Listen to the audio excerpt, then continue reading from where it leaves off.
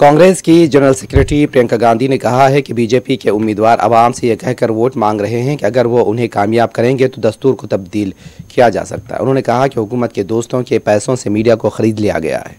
हुकूमत तमाम दस्तूरी इदारों को कमज़ोर कर रही है। वज़ीर-ए-आज़म मोदी को जब यकीन हो गया कि उनकी ज़मीन खिसक रही है तो वो कहने पर मजबूर हैं कि दस्तूर को तब्दील नहीं किया जाएगा, लेकिन कोई उन पर भरोसा करने को तैयार नहीं है। मोदी जी के जो उम्मीदवार हैं भाजपा के, जगह जगह जाके कह रहे हैं कि हमें वोट दोगे, हम संविधान बदल रहे हैं। मीडिया को तो इन्होंने खरीद ही लिया है अपने खरबपति दोस्तों से। तमाम मीडिया जो है, ये जो टीवी वाले हैं, कैमरा वाले हैं, ये सब इन बड़ी बड़ी कंपनियों के लिए काम करते हैं, जो बड़े बड़े खरबपतियों की कंपनियां हैं, जिनकी साठगांठ है भाजपा के साथ, मोदी जी के साथ।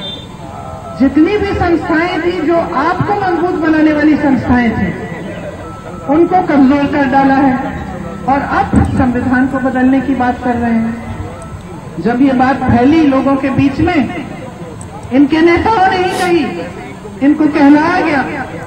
जब ज्यादा फैलने लग गई और मोदी जी को लगा कि नुकसान हो जाएगा चुनाव में, तो वो कहने लगे कि हम संविधान बदलेंगे नहीं। लेकिन सच्चाई क्या है कि इन्होंने इसी तरह से बहुत ऐसी चीजें की हैं जिसने जनता को कमजोर किया है। इसीलिए आज जब आप वोट डालते हैं, सबसे पहले तो जो मैंने कहा, आपके अपने भविष्य के लिए अपना वोट डालना चाहिए।